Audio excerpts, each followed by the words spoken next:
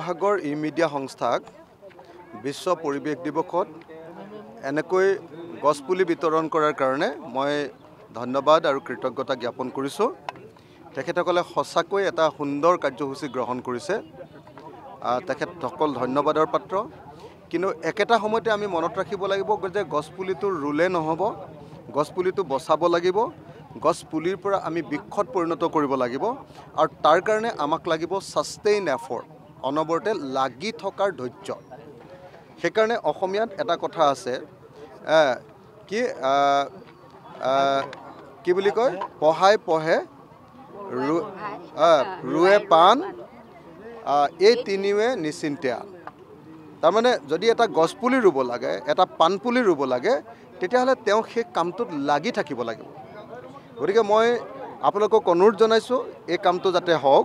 যিসকলে গছপুলি আজি ৰুইছে সকলোৱে লাগি থাকক। আৰু অসমৰ মুখ্যমন্ত্ৰীক মই এটা আহ্বান জনাব খুজিছোঁ। অসমৰ মুখ্যমন্ত্ৰীয়ে যোৱাবাৰ কাতি মাহত গছপুলি ৰুই 1 কোটি গছপুলি ৰুই এটা ৰেকৰ্ড কৰিব খুজিছিল। এইটো ৰেকৰ্ড নহয়, এইটো গছপুলি হত্যাৰ ৰেকৰ্ড হ'ব পাৰে। কাতি মাহত গছপুলি নাবাচে, অক্টোবৰ মাহত, নৱেম্বৰ মাহত গছপুলি কেতিয়াও নাবাচে। যদি অসমৰ মুখ্যমন্ত্ৰীয়ে ৰেকৰ্ড কৰিব খুজিছে আৰু অসমখন সেউজীয়া কৰিব খুজিছে আৰু সঁচাকৈ প্ৰকৃতিৰ প্ৰতি অৱদান যোগাব খুজিছে, তেতিয়াহ'লে অসমৰ মুখ্যমন্ত্ৰীক মই আহ্বান জনাইছোঁ যে জুন মাহৰ 5 তাৰিখে সেইকাৰণে বিশ্ব পৰিৱেশ দিৱস পাতে, যে এই সময়ত গছপুলি ৰুলে বাচিবই। আৰু জুন মাহ আৰু জুলাই মাহত আপুনি 1 কোটি নহয়, 2 কোটি নহয়, 5 কোটি নহয়, 10 কোটি গছপুলি ৰুওক আৰু আপুনি ৰেকৰ্ড কৰক। আমিও আপোনাক সমৰ্থন কৰিম। কিন্তু গছপুলিটো ৰুই খালি আকৌ মৰিবলৈ নিদিব। তাত যাতে এটা বাউণ্ডেৰী দি, তাত যাতে জেওৰা এখন দি গছপুলিটো বাচিব পাৰে তাৰ ব্যৱস্থা কৰক।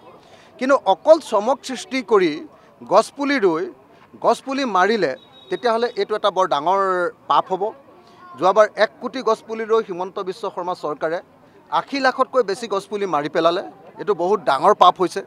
মই সেইকাৰণে অসমৰ মুখ্যমন্ত্ৰী ডাঙৰীয়াক আহ্বান জনাওঁ যে এতিয়া ইলেকশ্যন গুচি গৈছে, আপোনাৰ মনটো অলপ বেয়া হৈ আছে, মনটো ভাল লগাবৰ কাৰণে আপুনি অকণমান গছপুলি ৰোৱাৰ কাৰ্যসূচী এটা লওক। কিন্তু গছপুলিটো আৰু কাৰ্যসূচীটো লোৱাৰ লগে লগে গছপুলিকেইটা যাতে বাচে, এইটো জুন আৰু জুলাই মাহৰ ভিতৰত এই কাৰ্যসূচীটো কৰক দেই। তাতকৈ বেছি দেৰি নকৰিব। তাতকৈ বেছি দেৰি কৰিলে আপুনি গছপুলি হত্যা কৰাৰহে উপাধি লাভ কৰিব। কিন্তু